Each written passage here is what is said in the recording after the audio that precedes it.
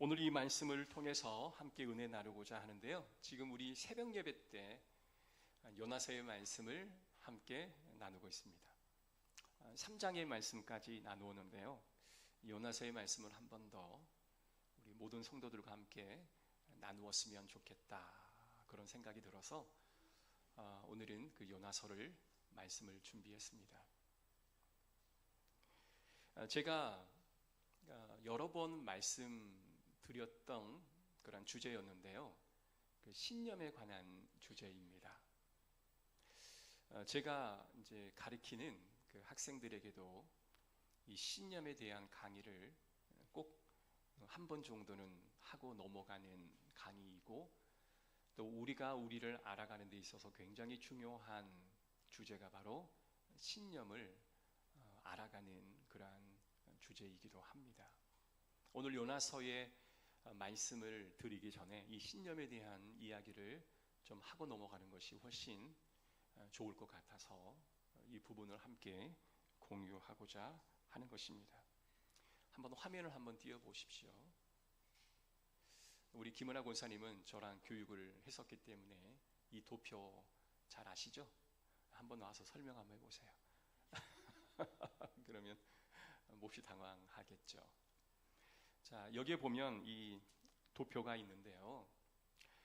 모든 사람들이 신념이 형성되어져 가는 과정이 이 도표 안에 과정으로 되어 있습니다. 꼭 기억하셔서 좀 도움이 되었으면 좋겠습니다. 여기에 보면 핵심 신념이라는 게 있고요. 그 밑에 중간 신념이 있고, 그리고 자동적인 사고가 있고, 이렇게 세 구분으로 나누어지게 됩니다. 자, 핵심 신념이라고 하는 것은요, 우리가 의식적으로 잘 모르는 신념이에요. 그런데 우리가 나는 이렇게 해야 한다, 난 이렇게 살아가야 하고, 나는 이래야만 한다라는 그 신념은 우리가 기억하는 신념입니다. 여러분에게 제가 질문을 드리면 당신의 신념은 뭡니까?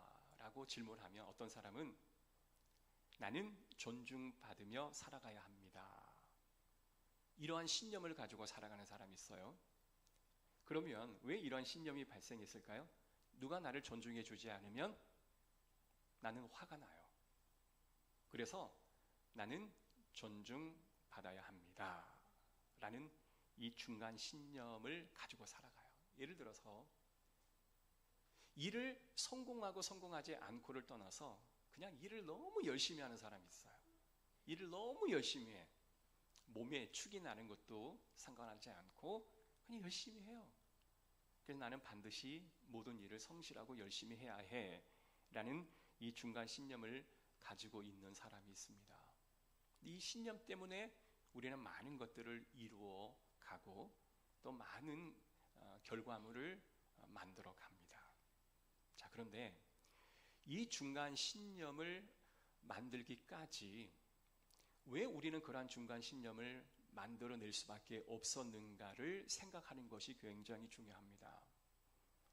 그래서 우리는 어렸을 때 성장 발달 배경에서 부모님이나 형제나 또 어릴 때 선생님에게 들었던 이야기 중에 너는 가치 없는 사람이야 라는 소리를 들으면 나는 가치 있는 존재인데 그때부터 나는 존중받으며 살아야 한다라는 그 반대적인 신념을 만들어서 자신의 핵심 신념의 아픔을 덮으려는 그러한 시도가 내 스스로가 일어나는 거예요.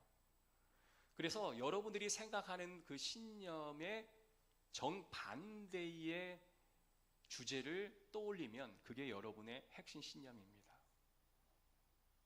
그것을 보완하기 위해서 우리는 중간 신념을 만들고 평생을 살아가게 되는 거예요. 자, 그런데 한번 봅시다. 그래서 핵심 신념은 뭐와 연관되어 있냐면 어릴 때 나의 열등감이 바로 핵심 신념을 만드는데 주요한 요인이 됩니다. 그리고 예를 들어서 부모님이 잘 살 수도 있잖아요. 근데 부모님이 잘 못 살아. 그죠? 아파트에서 넓은 평수에서 살면 친구들도 야, 너 여기 마곡지구에 좋은 아파트에 사는구나 이래 말할 텐데, 반지하 단칸방에 산다고 한다면 아이들이 어떻게 생각할 것 같아요? 야, 너 반지하 단칸방에 사는구나 라고 놀린단 말이에요. 그러면 그게 뭐예요? 자신의 열등감이 되고 자신의 컴플렉스가 되는 거예요. 그래서 어릴 때부터 너는 가난한 아이야, 너는 형편없는 아이야. 그래서 계속 그것을 보완하려고 나는 존중받아야 해, 나는 돈이 많아야 해, 이러한 중간 신념을 만들면서 살아가게 되는 거예요. 반대로 어릴 때 부모님이 야, 우리 공주님, 우리 왕자님 이렇게 받들며 살아갔어요. 행여나 아이들이 음식점에서 막 뛰어놀아요. 그럼 적절한 제재를 해줘야 아이들이 사회성이 길러지잖아요. 근데 우리 왕자님, 우리 공주님 하고 오냐 오냐 했어요.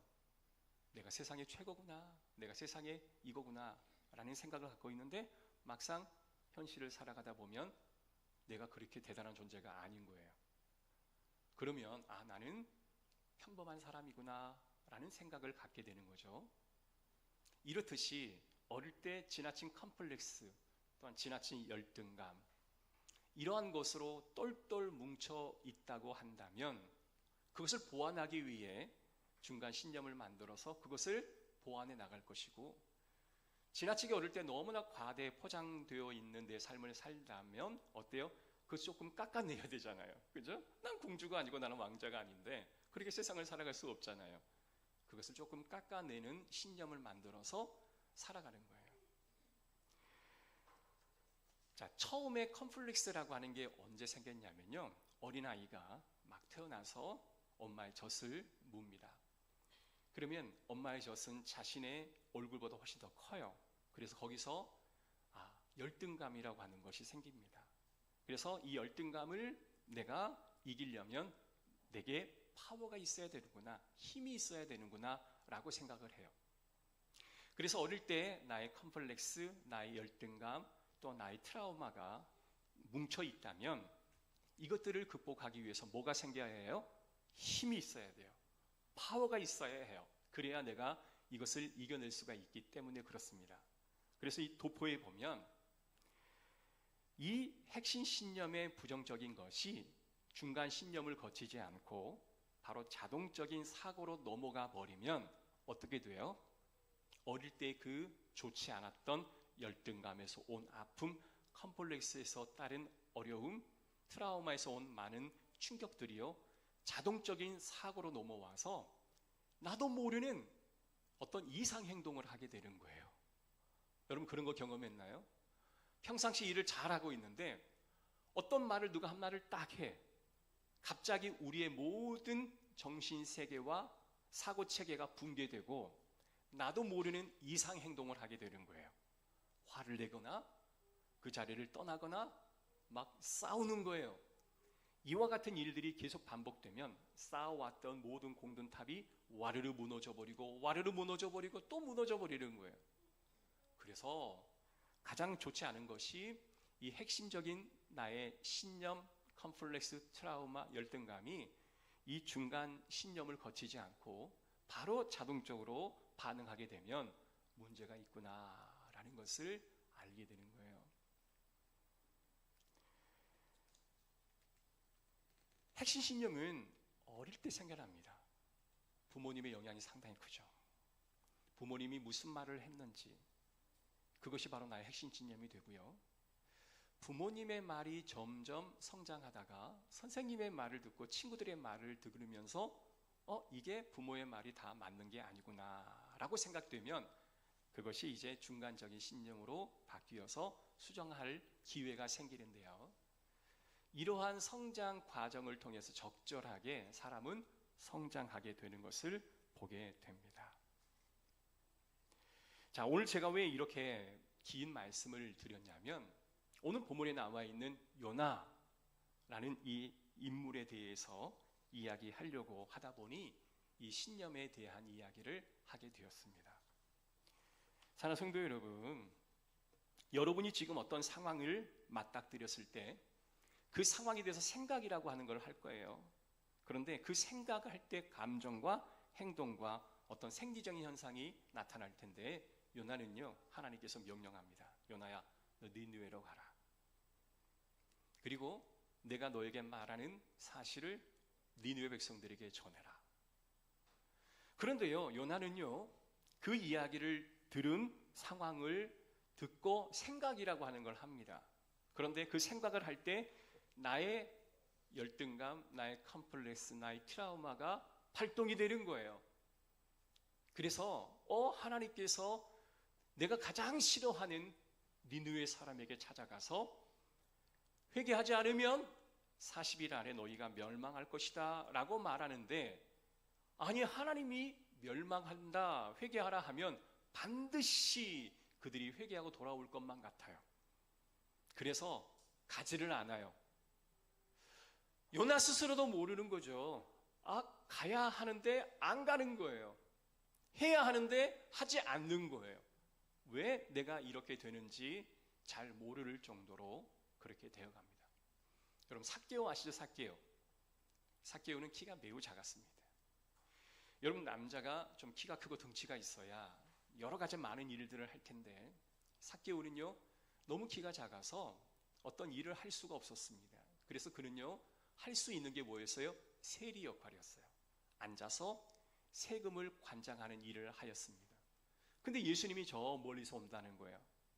사람들이 엄청나게 자기 자신을 놀리기도 하고 매국노라고 비난하기도 하고, 그리고 열등감, 트라우마, 컴플렉스로 그냥 똘똘 뭉쳐있는 삭개오였습니다. 그런데 예수님을 만나면 뭔가 해결될 것 같아요. 그래서 그는 어떻게 해요? 뽕나무 위에 올라가잖아요.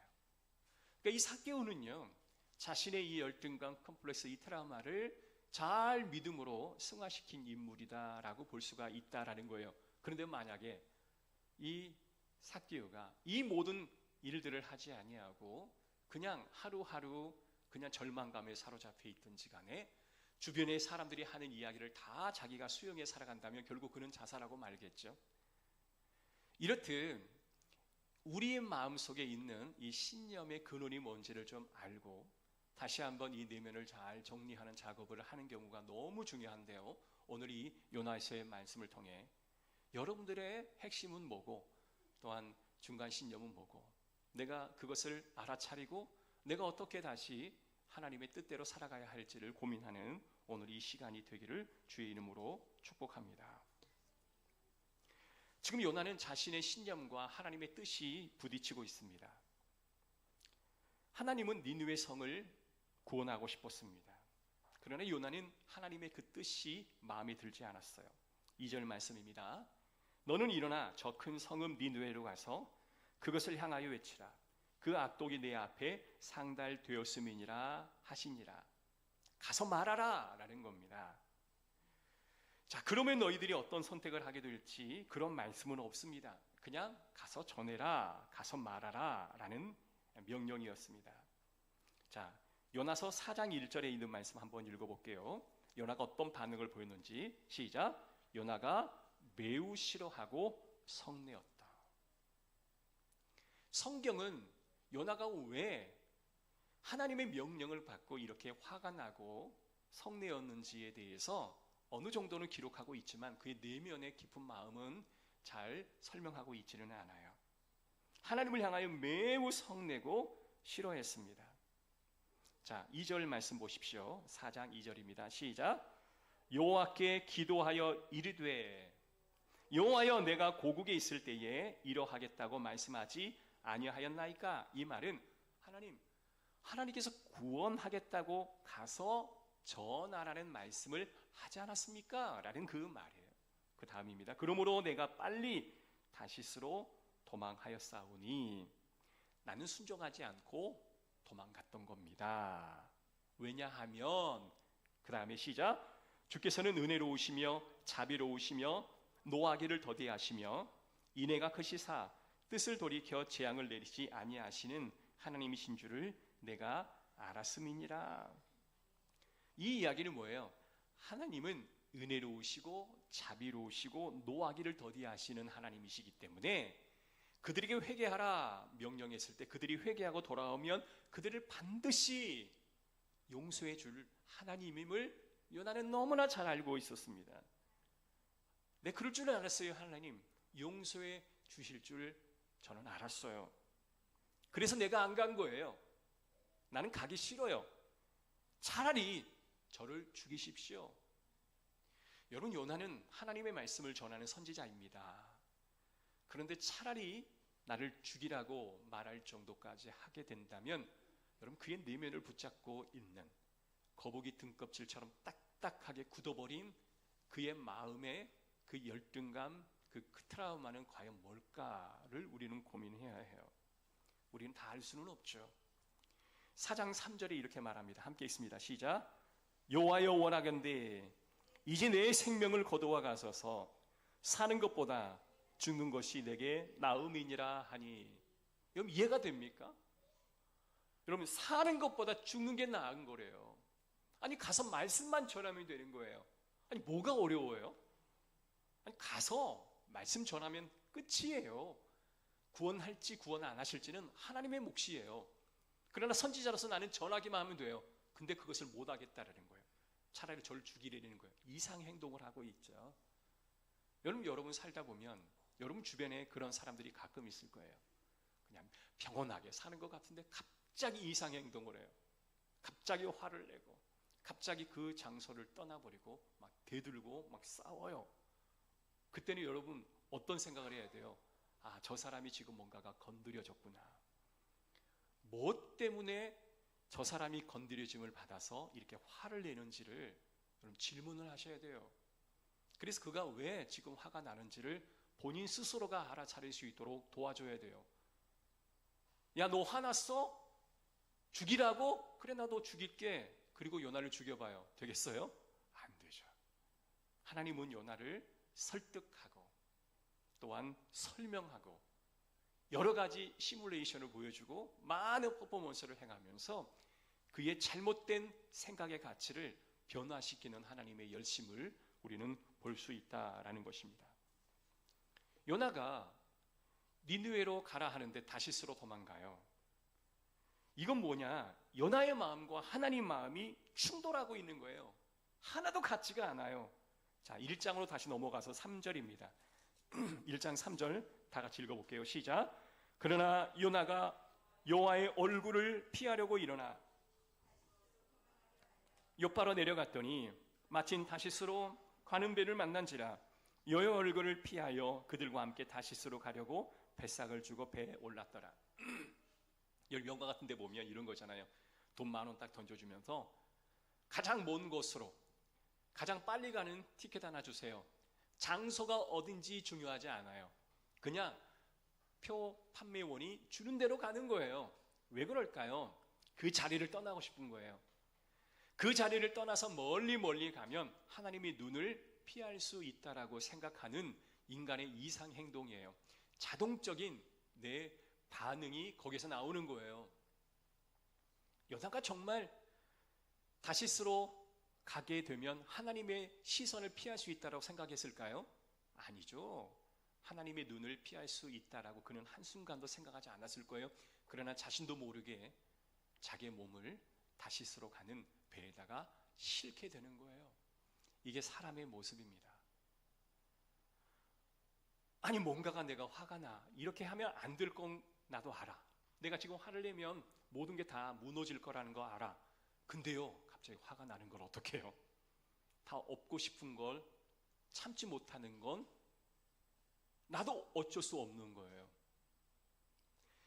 우리가 살다 보면 이러한 일들을 경험할 때 이러한 나 자신을 내가 빨리 알아차리거나 내가 빨리 그것을 작업하지 아니하면 여러분 죽을 때까지 나도 모르는 분노, 나도 모르는 그런 마음의 감정에 사로잡혀서 우리는 살아갈 수밖에 없다라는 거예요. 그래서 알아차림이 너무 중요한 거예요. 내가 왜 이러는지 알아차리지 않으면 우리는 죽을 때까지 그렇게 살아갈 수밖에 없다라는 것을 우리는 잘 알아야 합니다. 요나가 다시스로 결정한 것은 다시스가 특별한 목적이 있는 도시였기 때문이 아닙니다. 그냥 제일 빨리 멀리 갈 수 있는 그냥 그곳이 바로 다시스예요. 아무 의미가 없다라는 거예요. 여기를 떠나면 하나님의 얼굴을 피할 수 없는 것도 알지만 그는 자기가 하는 행동의 근원을 모르기에 자기 무의식이 그냥 발동하는 대로 그냥 가는 거예요. 여러분, 얼마나 불행한 삶입니까? 가다가 큰 풍랑을 만납니다. 선장과 선원들은요, 자신의 그 생명을 보존하기 위해 자신이 믿는 신께 기도하고 있습니다. 그러나 딱 한 사람, 아니 저 배 밑바닥에서 잠을 자고 있는 사람이 있어요. 이해가 안 되는 거예요. 어찌 죽음 앞에서 잠을 자는가? 여러분, 예수님이 풍랑이 있는 바다에서 주무시는 것과는 전혀 다른 개념의 그런 상황이었습니다. 선장이 그에 가서 요청합니다. 다른 사람들처럼 좀 깨어서 네가 믿는 신께 기도해 보아라. 우리를 위해 기도하라. 다른 사람들은 다 기도하고 있는데 요나, 너는 왜 기도하지 않느냐? 요나는 알았기 때문에 그래요. 답을 이미 알고 있기 때문에 그래요. 이 풍랑이 왜 일어났는지를 요나는 알았어요. 하나님의 눈을 피해 도망가는 나에게 주시는 하나님의 사인인 것을 요나는 너무나 잘 알고 있었던 거예요. 그러나 기도하기는 너무 싫은 거예요. 왜 이 일이 일어났는지를 아니까요. 선원들은 이 일이 신의 분노인 줄을 알았는데 그 신이 도대체 어떤 신인지를 몰랐던 거예요. 그래서 요나가 이야기합니다. 나는 하나님을 믿는 사람입니다. 하나님이 나의 잘못으로 인해 이 거친 풍랑을 일게 하셨습니다. 그리고 나를 바다에 던지라 라고 이야기합니다. 제비를 뽑았더니 진짜 요나가 뽑혀요. 요나를 던져놨더니 어때요? 바다가 잠잠해지는 거예요. 이로 인해서 그들은 하나님이 진정한 신임을 알고 찬양을 하는 일들이 일어나게 되는 거예요. 사랑하는 성도 여러분, 오늘 요나의 행동에 우리는 초점을 맞춰보면 우리가 하나님의 뜻을 한 번에 알아차리고 그 뜻대로 순종하면 얼마나 좋을까요? 우리의 인생이 그리 긴 인생이 아닌데 돌고 돌아 또 돌고 돌아 가는 인생이 아니라 하나님의 뜻을 알고 명령하시면 즉각적으로 순종하여 또 다른 하나님의 미션을 감당하는 그런 인생이었으면 얼마나 좋겠습니까? 그러나 다람쥐 쳇바퀴 돌듯 계속 그 자리만을 계속 맴도는데 해결은 되지 않고 가슴은 아프고 타인의 마음을 찢어놓고 주변의 모든 것들이 다 파괴되어지는 그러한 것들을 죽을 때까지 반복한다면 이것처럼 불행한 일은 또 어디 있을까? 사랑하는 성도 여러분, 하나님의 계획을 아는 것, 이게 사실은 너무 복된 일이고 너무 좋은 일이긴 한데 때로는 하나님의 계획을 너무 선명히 아는 것도 또 문제가 되는 거다라는 생각이 들어집니다. 요나는 알았어요, 하나님의 뜻을. 그런데 자신이 그것을 수용할 수 있는 그릇이 못 되니 하나님의 뜻을 아는 것이 오히려 독이 되는 거예요. 그저 묵묵히 하나님이 가라 하면 가고 멈추라 하면 멈추는 삶을 살다가 이후에 하나님의 뜻을 알려주면 하나님 그런 뜻이었습니까? 아는 것도 저는 은혜다라고 생각합니다. 우리가 매번 하나님 앞에 기도하여 하나님의 뜻을 아는데 내가 그 뜻을 순종할 그릇이 되지 못하면 그것은 곧 불행이요 아픔이다 라는 것이죠. 여러분, 하나님의 뜻을 구해야 합니다. 그러나 그 뜻을 구한 것도 중요하지만 그 뜻을 감당할 수 있는 그릇이 되는 것도 더 중요한 것을 우리는 알아야 합니다.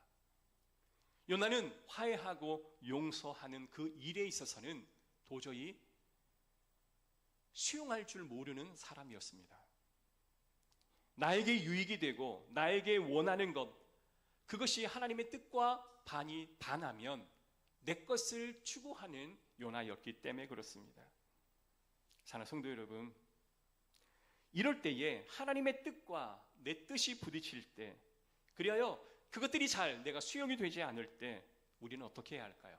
성령 하나님의 도움을 구하는 게 가장 빠른 길입니다. 성령 하나님, 지금 하나님의 뜻을 내가 알 것 같은데요, 내가 도저히 이 일을 감당할 수 없을 것 같습니다. 성령 하나님, 내게 힘 주십시오.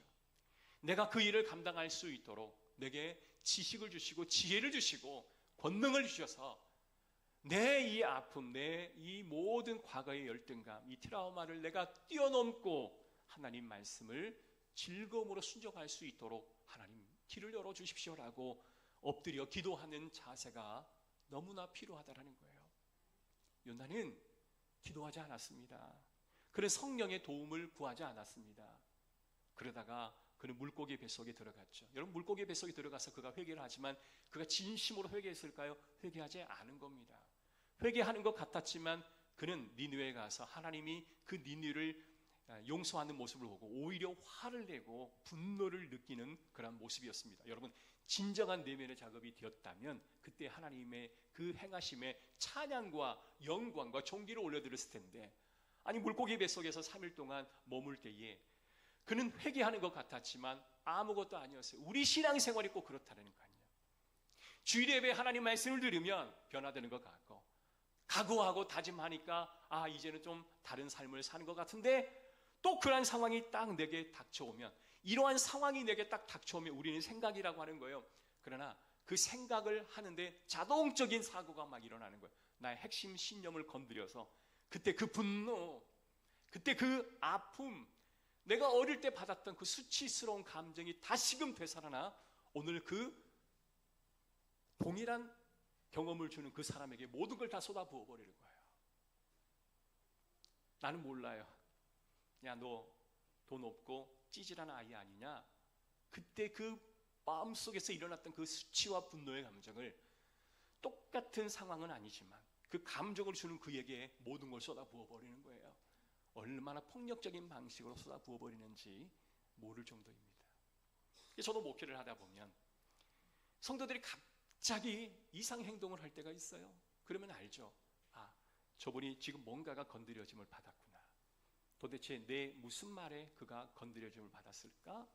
그걸 고민하고 그걸 또 기도하고 또 작업을 합니다.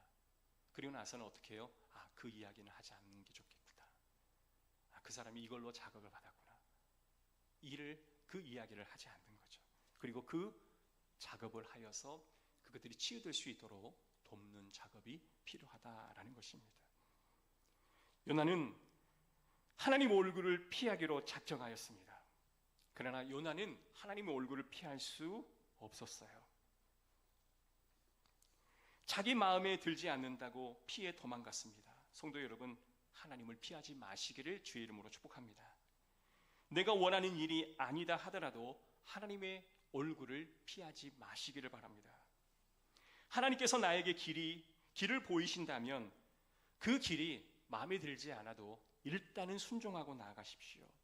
그것이 바로 하나님의 길을 알아가는 자의 최선의 방법입니다. 만약에 충돌되어지면 그 마음을 그대로 성령님께 간구하십시오. 하나님, 이 일은 내가 하고 싶지가 않습니다. 그런데 명령하시는 것 같습니다. 이런 명령을 내가 이행할 때는 내 마음에 이러한 감정이 올라와 도저히 싫습니다. 이 싫은 마음도 주님 앞에 고백하는 거예요. 성령님께 맡기는 거예요. 나의 생각은 니느웨의 구원이 아니라 니느웨 같이 이 나쁜 사람들은 반드시 멸망해야 합니다. 아니, 하나님은 다른 그 소돔과 고모라도 다 멸망시키셨고 노아 시대의 사람도 다 멸망시켰는데 왜 내가 가장 싫어하는 그 니느웨 사람들은 구원시킨단 말입니까? 하나님, 공평하지 않습니다. 저들도 벌하여 주십시오. 이게 바로 니느웨의 마음이었어요. 사랑하는 성도 여러분, 우리가 해야 할 것은 예수 그리스도께서 올라가셔서 기도하셨던 겟세마네의 동산이 필요합니다. 예수님께서 겟세마네 동산에 올라가셨을 때 이렇게 기도합니다. 하나님, 원하신다면 이 잔을 내게서 옮겨주십시오. 그러나 내 뜻대로 마시고 아버지의 뜻대로 하옵소서. 이 두 가지 제목이 있습니다. 이 잔을 내게서 옮겨주십시오. 하나님의 뜻대로 하십시오. 이 둘 중에 정말 땀방울이 핏방울이 되도록 기도한 제목은 과연 뭐였을까요? 예수님도 인성을 지니신 분이시기 때문에 고통스러운 내일에 대한 두려움이 있었을 거예요. 아마도 이 잔을 내게서 옮겨달라고 하는 이 기도의 제목이 훨씬 더 많은 시간과 많은 열정을 쏟아붓는 기도가 아니었을까 싶습니다. 그러나 결국 겟셋마네 동산에 올라가 기도하실 때 성령께서 그에게 은혜를 주셔서 아버지의 뜻대로 하옵소서라고 하는 그 마지막 고백을 토해내는 은혜가 주어지게 되는 거예요. 우리도 이렇게 성령이 강구하는 겟셋마네의 그 기도가 필요할 줄로 믿습니다. 사랑하는 성도 여러분, 우리의 신념 때문에 외면하고 도망치고 거절하고 화내고 모든 판을 뒤엎는 일들이 우리의 삶 가운데 앞으로 얼마나 많이 일어날지 우리는 알 수 없습니다.